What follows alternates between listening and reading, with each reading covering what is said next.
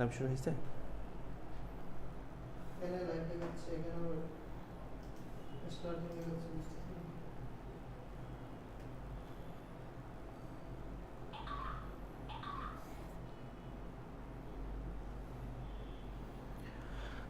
আসসালামু আলাইকুম। আমাকে তোমরা যারা আছো ঠিকমতো শুনতে পাচ্ছ কিনা একটু জানাও।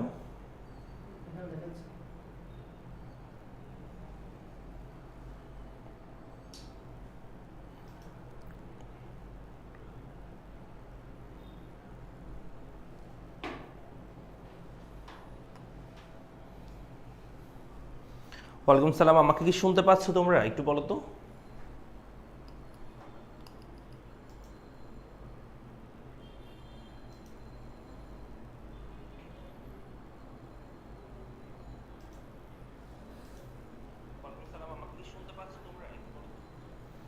ঠিক আছে মনে হয় যে শুনতে পাচ্ছে। ওকে, আমরা একটু দাঁড়াও, সবাই আসুক। আর হচ্ছে একটু লেট হয়ে গিয়েছে ক্লাস শুরু করতে, তো ঘুম থেকে উঠতে পারি নাই।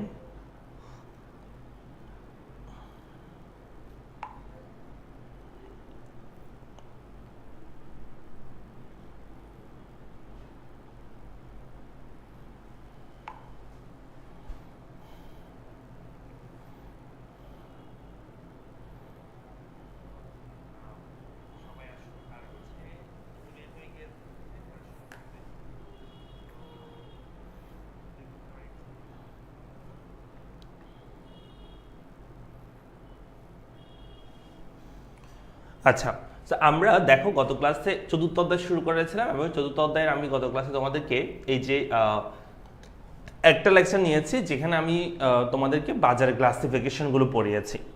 আজকে আমাদের মূল টপিকটা হচ্ছে এখান থেকে যাব আমরা আজকে উৎপাদন প্রতিষ্ঠানের ভারসাম্য থেকে যাব, তারপর হচ্ছে প্লান্ট, শিল্প, ফার্ম এগুলো সম্পর্কে কথা বলবো। মুদ্রাবাজার এত পর্যন্ত আমি পড়াইছিলাম গত ক্লাসে চতুর্থ অধ্যায়ে, কেমন? তো আজকে আমরা এর পর থেকে শুরু করব। সো সবাই একটু দ্রুত জয়েন করে ফেলো, আমি শুরু করে দিচ্ছি এখনই। দেখো আমি শুরু করতেছি, সবাই আস্তে আস্তে জয়েন করুক যারা আসেনি, কেমন? আমি শুরু করতেছি। সো যেটা হয়েছে সেটা হচ্ছে আমরা গত ক্লাসে মূলধন বাজার, মুদ্রা বাজার সম্পর্কে পড়েছি। আজকে আমরা পড়বো প্লান্ট, ফার্ম, শিল্প সম্পর্কে শুরুতে, তারপর আমরা উৎপাদন প্রতিষ্ঠানের ভারসাম্য সম্পর্কে আলোচনা করব। প্রথমে কি আছে দেখো, প্রথমে আছে প্লান্ট সম্পর্কে। প্লান্ট মানে কি? এই যে প্লান্ট দেখতে পাচ্ছ, এই প্লান্ট মানে বোঝানো হয় কোন একটা উৎপাদন প্রতিষ্ঠানের এক একটা উৎপাদন ইউনিটকে আমরা এক একটা কি বলে থাকি? প্লান্ট বলে থাকি। তাহলে আবার বলছি, কোন একটা উৎপাদন প্রতিষ্ঠানের এক একটি উৎপাদন ইউনিটকে বলা হয় প্লান্ট বলা হয়। তাহলে প্লান্ট মানে আমরা বুঝবো কোন একটা উৎপাদন প্রতিষ্ঠানের একটা উৎপাদন ইউনিটকে। যেমন আমি যদি বলি, মনে করো যে বাংলাদেশে হচ্ছে চা কোম্পানি যেগুলো আছে, তাই না, চা পাতা বিক্রি করে, সো তাদের মধ্যে থেকে একটা কোম্পানি মনে করো তাজা। সো এই কোম্পানির একটা চা বাগান আছে সিলেটে, আর একটা আছে মনে করো চট্টগ্রামে। তাহলে এই যে এক একটা উৎপাদন ইউনিট, অর্থাৎ একটা সিলেটে আছে, একটা হচ্ছে চট্টগ্রামে আছে, এই যে একটা চা বাগান, এটাকে আমরা একটা প্লান্ট বলে থাকি। আমরা আরেকটা উদাহরণ নিই, মনে করো যে বাংলাদেশের সিমেন্ট তৈরি করে মনে করো একটা কোম্পানি, মনে করো ডায়মন্ড কোম্পানি। এই ডায়মন্ড কোম্পানির সিমেন্টটা, তাদের মনে করো একটা ফ্যাক্টরি আছে চট্টগ্রামে, আরেকটা ফ্যাক্টরি আছে ঢাকাতে, একটা ফ্যাক্টরি আছে মনে করো যে রাজশাহীতে। তাহলে এই যে একটা ফ্যাক্টরি, এই ফ্যাক্টরিগুলোকে আমরা একটা প্লান্ট বলে থাকি, বুঝতে পারছি? সো প্লান্ট মানে হচ্ছে কোন একটা উৎপাদন ইউনিটকে বোঝানো হয় কোন একটা প্রতিষ্ঠানের, ক্লিয়ার? সো প্লান্ট বলতে আমরা কি বলবো? কোনো উৎপাদন প্রতিষ্ঠানের এক একটা উৎপাদন ইউনিটকে প্লান্ট বলে। এরপর আসে ফার্ম কাকে বলে? ফার্ম মানে হচ্ছে ওই প্রতিষ্ঠানকে ফার্ম বলা হয়। যেমন আমরা বলছি ডায়মন্ড কোম্পানি, তাহলে ডায়মন্ড কোম্পানিটা হচ্ছে একটা ফার্ম, আর এটার যে ইউনিটগুলো আছে যেগুলো উৎপাদন করছে কোনো, সেটাকে আমরা একটা প্লান্ট বলি, ক্লিয়ার? তাহলে ফার্ম মানে বলবো আমরা যে কোন একটা উৎপাদন প্রতিষ্ঠানকে, যেমন আমরা বলছিলাম তাজা কোম্পানির চা, সো ওই তাজা কোম্পানির চা, তাজা কোম্পানিটা হচ্ছে আমাদের একটা ফার্ম, আর ওইটার একটা উৎপাদন ইউনিটকে আমরা প্লান্ট বলবো। যেমন ধরো বিএসআরএম মনে করো, যারা রড উৎপাদন করে, সো বিএসআরএমকে আমরা একটা ফার্ম বলবো, এবং তার যে উৎপাদনের যে ইউনিটগুলো আছে, যেখানে যেখানে তাদের একটা ফ্যাক্টরি আছে, সেগুলোকে আমরা একটা কি বলবো? প্লান্ট বলবো। তবে এখন হইতে পারে যে একটা প্রতিষ্ঠানে শুধুমাত্র একটা প্লান্ট আছে, সেটার মাধ্যমে একটা ফার্ম হইতে পারে। তার মানে কয়েকটা প্লান্টের সমন্বয়ে একটা ফার্ম হইতে পারে, একটা প্লান্টের সমন্বয়ে কি হইতে পারে? একটা ফার্মও হইতে পারে। বুঝছি সবাই?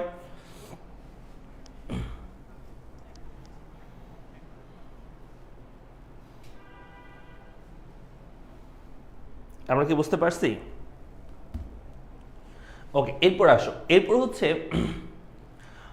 ফার্ম বুঝলাম আমরা, প্লান্ট বুঝলাম, ফার্ম বুঝলাম। এরপর যেটা সেটা হচ্ছে শিল্প কাকে বলে। শিল্প মানে হচ্ছে সমজাতীয় দ্রব্য বা সেবা উৎপাদনে নিয়োজিত সকল ফার্মের সমষ্টিকে আমরা একত্রে একটা কি বলি, শিল্প বলি। তাহলে কি বলছি, সমজাতীয় দ্রব্য বা সেবা উৎপাদনে নিয়োজিত সকল ফার্মের সমষ্টিকে শিল্প বলে। কেমন? যেমন আমরা বলছি তাজা কোম্পানি চা বিক্রি করে, তাহলে তাজা কোম্পানির একটা ফার্ম, এবং এটা যে উৎপাদন ইউনিট, এটা যে উৎপাদন ইউনিট সেটাকে আমরা কি বলে থাকি, একটা আমরা বলে থাকি হচ্ছে তোমার প্লান্ট বলে থাকি।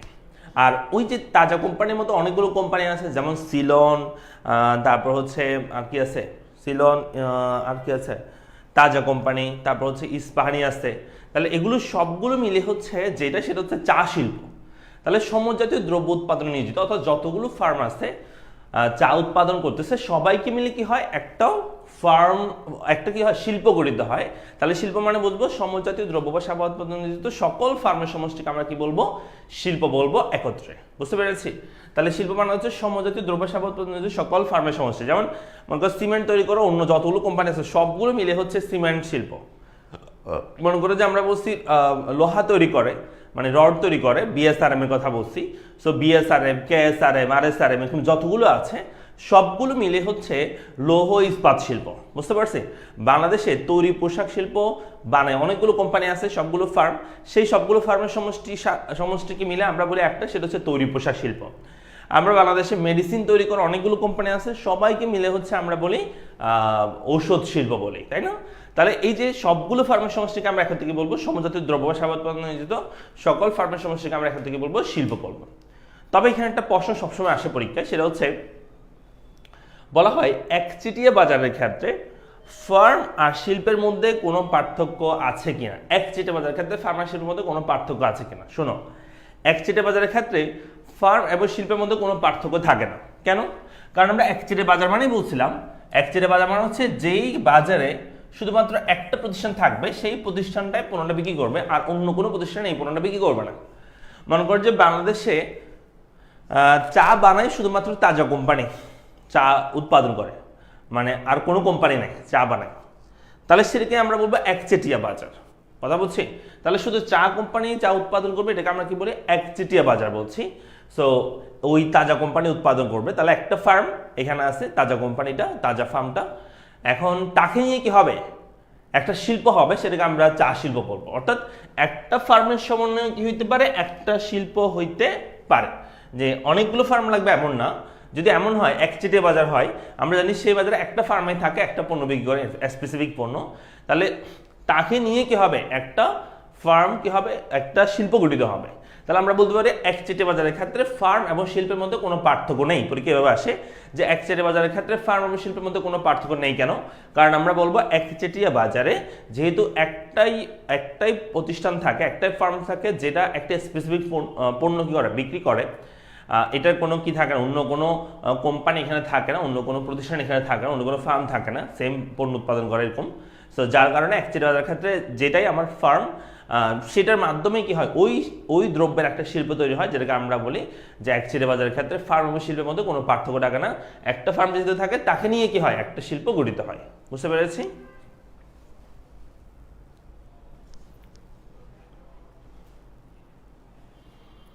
পারমিতা বণিক সালাম দিয়েছে, ওয়ালাইকুম সালাম। ফারজানা সালাম দিয়েছে, তারেক সালাম দিয়েছে, ওকে, ওয়ালাইকুম সালাম। তাহুরা আক্তার সালাম দিয়েছে, ওকে। সো আমরা কি বুঝতে পেরেছি, প্লান্ট, ফার্ম এবং হচ্ছে শিল্প, এই তিনটিকে আমরা বুঝতে পেরেছি? একটু বলো তো।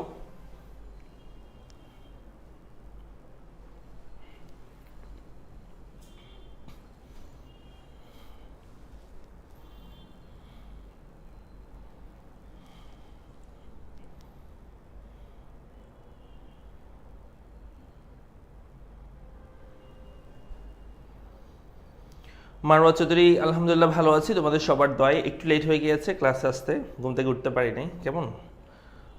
পারমিতা বণিক বলেছে ক্লিয়ার, ওকে। আমরা তাহলে কি বুঝলাম, ফার্ম প্লান্ট বুঝলাম, একটা দ্রব্য উৎপাদন নিয়োজিত একটা ইউনিটকে আমরা বলি একটা প্লান্ট, আর কতগুলি ইউনিটের সমন্বয়ে বা একটা ইউনিটের সমন্বয়ে একটা ফার্ম হতে পারে।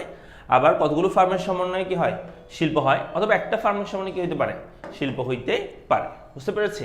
সো এই হচ্ছে আমাদের তিনটা হচ্ছে কি তোমার সংজ্ঞা আমরা বললাম।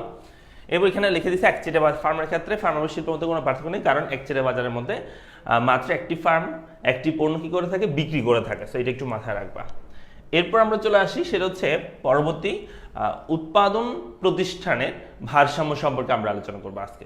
উৎপাদন প্রতিষ্ঠানের ভারসাম্য বলতে কি বোঝায়? দেখো, একটা উৎপাদন প্রতিষ্ঠান বা একটা ফার্মারকে, যেটাকে আমরা উৎপাদন প্রতিষ্ঠান বলছি, সেটা হচ্ছে একটা ফার্ম।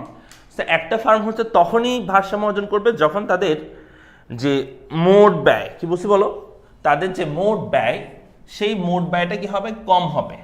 আবার একটু বলতেছি, সবাই শোনো। একটা ফার্ম তখনই ভারসাম্য অর্জন করে যখন দেখবা যে তাদের যে মোট ব্যয়, সেই মোট ব্যয় এই মোট ব্যয় হবে সবচেয়ে কম। এবং আমরা বলতে পারি যে তাদের যে মোট আয়, এই মোট আয় যদি তখন কি হয়, এটা হচ্ছে মোট ব্যয়, এটা হচ্ছে মোট আয় যদি তখন কি হয়, যে সবচেয়ে বেশি হয়,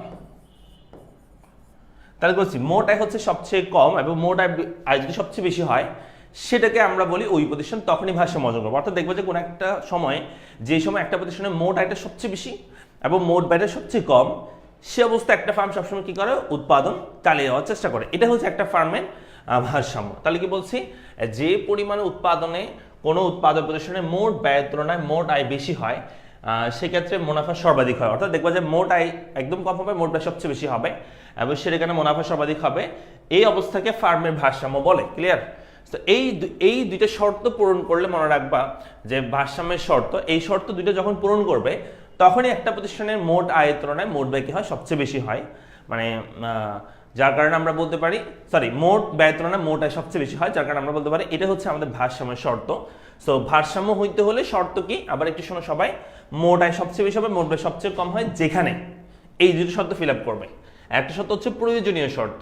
প্রয়োজনীয় শর্তের মধ্যে কি বলা হচ্ছে, প্রয়োজনীয় শর্তের মধ্যে আমরা বলা হচ্ছে যে ফার্মের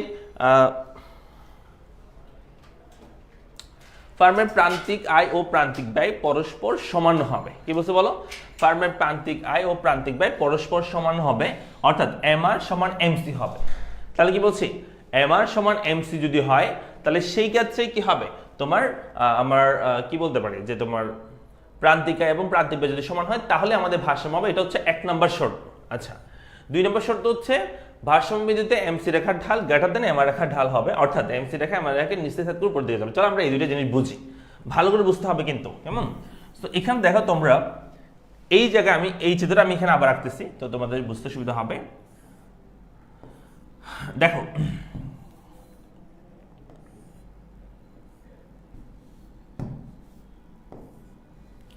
আমরা যদি বলি যে আমাদের যে উৎপাদনের পরিমাণ, সেই উৎপাদনের পরিমাণটা আমরা এখানে ধরতেছি ভূমি অঙ্কে পরিমাণ, উৎপাদনের পরিমাণ।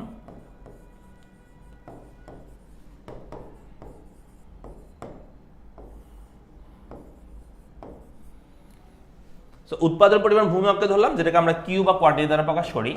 আর উপরের দিকে আমরা হচ্ছে যেহেতু এখানে এমআর আর এমসি করবো, আমি জাস্ট এমআর আর এমসি লিখছি, আর কিছু লেখার দরকার নেই। এমআর এবং কি এমসি।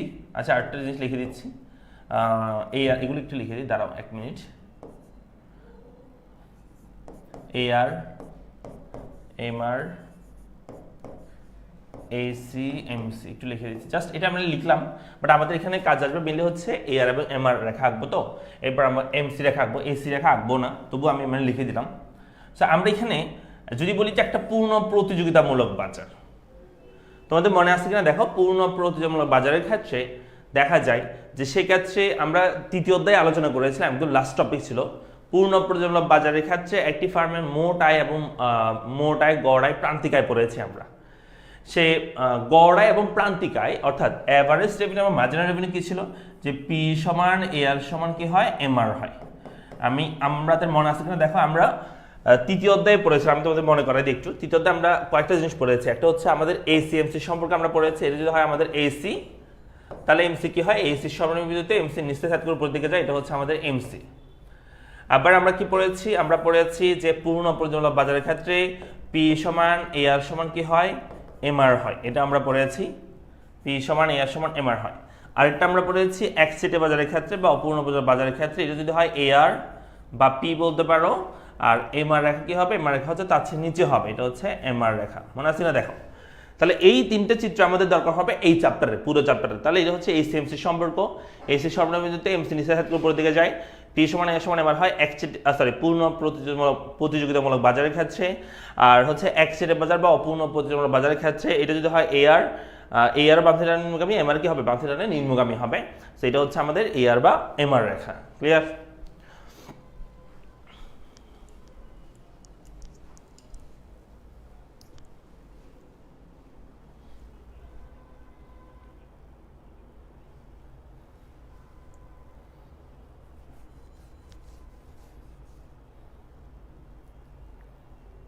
প্রান্তিক আয় ও প্রান্তিক ব্যয় একটু বুঝাই দেন। দেখো প্রান্তিক আয় এবং প্রান্তিক ব্যয় অর্থাৎ আমরা বলি যে অ্যাভারেজ রেভিনিউ এবং হচ্ছে অ্যাভারেজ কস্ট। প্রান্তিক আয় এবং প্রান্তিক ব্যয় এটা হচ্ছে অ্যাভারেজ রেভিনিউ, এটা হচ্ছে একচেটে বাজারের ক্ষেত্রে বাম থিটা নিম্নগামী হয়, পূর্ণ প্রতিযোগিতামূলক বাজারের ক্ষেত্রে কি হয়, ভূমি অক্ষের সমান্তরাল। প্রান্তিক আয় মানে হচ্ছে আমরা বলি যে তোমার মার্জিনাল রেভিনিউ আর কি। কেমন? এটা আমি পড়াইছি তৃতীয় অধ্যায়ে, তোমরা তৃতীয় অধ্যায় ক্লাস যারা মিস করছো অবশ্যই একটু করে নিবা, এর আগে তৃতীয় অধ্যায়ের ক্লাস শেষের দিকে ক্লাসগুলো করবা, সবগুলো করবা। সো তাহলে তোমাদের বেসিকটা ক্লিয়ার হয়ে যাবে আমরা কেন এগুলো পাচ্ছি। সো ACMC হচ্ছে এরকম হয়, স্বল্পকাল হোক দীর্ঘকাল হোক সব ক্ষেত্রে AC সর্বনিম্নতে MC নিচে থেকে উপরের দিকে যায়। আর এটা তো বললামই। কেমন? MR হবে পূর্ণ বাজারের ক্ষেত্রে ভূমি অক্ষের সমান্তরাল, আর একচেটে বাজারের ক্ষেত্রে বাম থিটা নিম্নগামী হবে। তাহলে আমি এখানে পূর্ণ প্রতিযোগিতামূলক বাজারটা নিলাম, P সমান A সমান MR। তাহলে আমার MR পাই গেছে। আমাদের ভারসাম্যের প্রথম শর্ত হচ্ছে প্রয়োজন শর্ত MR সমান MC হইতে হবে। সো MR পেয়েছে আমাদের। আরটা কি লাগবে? MC রেখা। দেখো তো MC রেখা কেমন, এই যে MC রেখা ইউ আকৃতির। কি আকৃতির বলো? ইউ। তাহলে আমরা এখানে একটা MC রেখা আঁকতেছি, সবাই লক্ষ্য করো। এখানে আমি একটা MC রেখা আঁকলাম, এটা হচ্ছে আমাদের MC রেখা। সো আমাদের বলছে যে ভারসাম্যের শর্ত হওয়ার জন্য কি হইতে হবে, এক নম্বর প্রয়োজনীয় শর্ত কি হইতে হবে, MR সমান MC হইতে হবে। MR সমান MC হইতে হবে প্রয়োজনীয় শর্ত। সো MR এবং MC কখন সমান হয় জানো? যখন তারা একজন অন্যজনকে ছেদ করে। যেমন দেখো এখানে হচ্ছে এই MR কে ছেদ করছে MC, এখানে একটা বিন্দু, এটা মনে করো A বিন্দু, এই বিন্দুতে ছেদ করছে, আর এটা মনে করো MR কে MC ছেদ করছে, এই বিন্দু, এটা হচ্ছে B বিন্দু। তাহলে এই দুটো বিন্দুতেই MR এবং MC কি হবে, সমান হবে। তাহলে আবার বলছি আমি, MR এবং MC কি হবে, সমান হবে A বিন্দু এবং B বিন্দু। এই দুইটা বিন্দুতে কি হবে, MR সমান MC হবে। কেন? কারণ একটা অন্যটাকে ছেদ করছে, তার মানে সেই বিন্দুতে দুইটা মানে কি হবে, সেম হবে, একই হবে। এখন বিষয়টা হচ্ছে এটা তো হলো প্রয়োজনীয় শর্ত আমরা ফিল আপ করলাম, বাট দুইটা বিন্দু পাই গেছি। দুইটা বিন্দুতে কখনো ভারসাম্য হবে না, ভারসাম্য হবে যে কোনো একটা বিন্দুতে। তাহলে আমাদেরকে সেখান থেকে একটা বাছাই করতে হবে।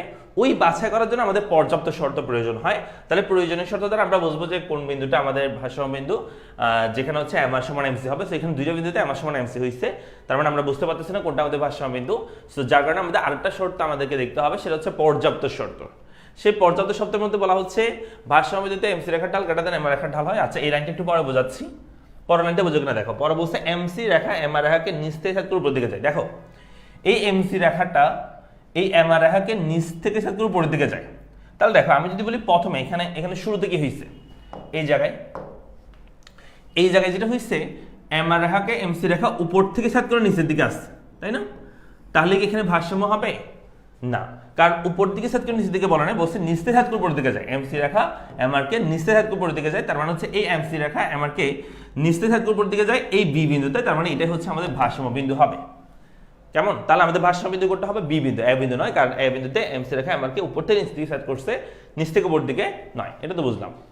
এরপর আসলে আমরা এই কথাটা একটু বোঝার চেষ্টা করি। এখানে যেটা বলছে যে ভারসাম্য বিন্দুতে MC রেখার ঢাল greater than MR রেখার ঢাল হয়, অর্থাৎ MC রেখার ঢালটা বড় হয় MR রেখার তুলনায়। আমরা সেটা একটু ব্যাখ্যা করি। সো তোমাদেরকে ঢাল আমি পড়াইছি, দ্বিতীয় অধ্যায়ে ঢাল পড়াইছি, মনে আছে কিনা দেখো। দ্বিতীয়তে আমরা বলছি 4 ধরনের সরলরেখার ঢাল আমি তোমাদেরকে পড়াইছি। একটা হচ্ছে বাম থেকে ডানে ঊর্ধ্বগামী সরলরেখার ঢাল, বাম থেকে ডানে নিম্নগামী সরলরেখার ঢাল, ভূমি অক্ষের সমান্তরাল সরলরেখার ঢাল, লম্ব অক্ষের সমান্তরাল সরলরেখার ঢাল। কেউ কি আমাকে বলতে পারবা ঢাল কি ছিল? মনে আছে যে বাম থেকে ঊর্ধ্বগামী হলে পজিটিভ ঢাল হয়, কেমন?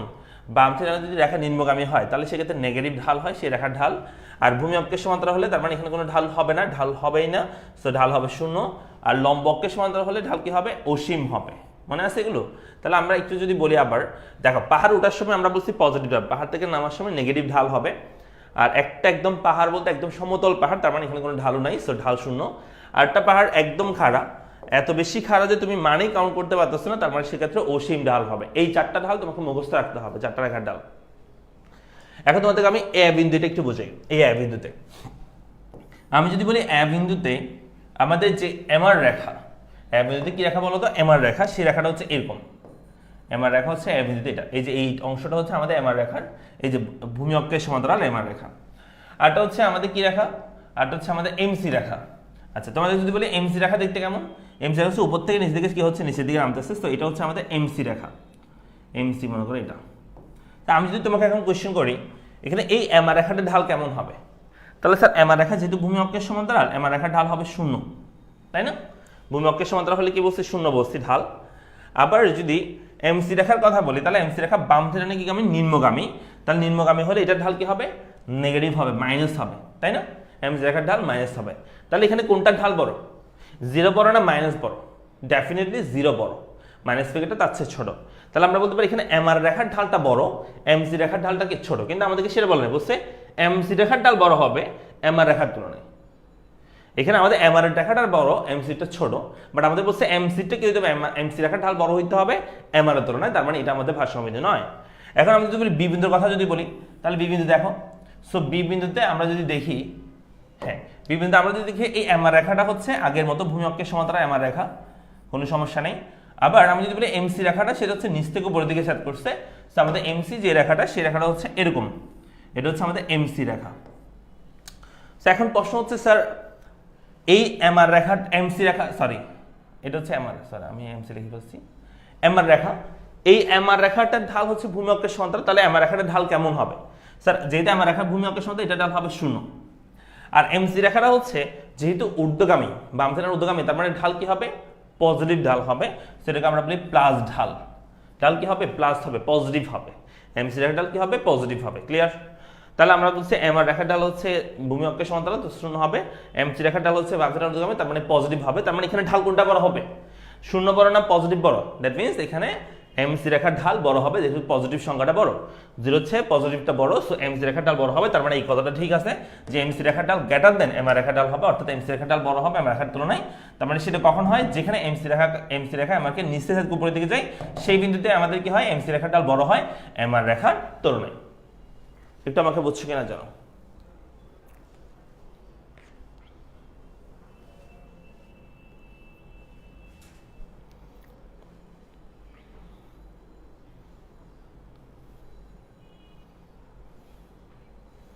ভারসাম্য বিন্দুটাকে বুঝছো তোমরা?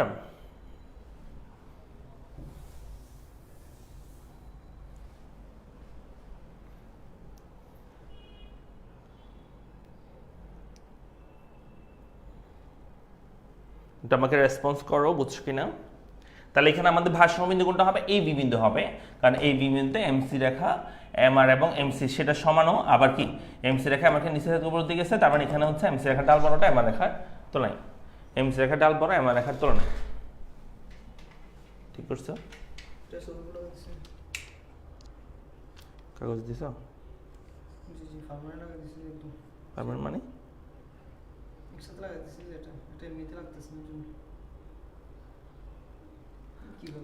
উঠে যাবে এটা?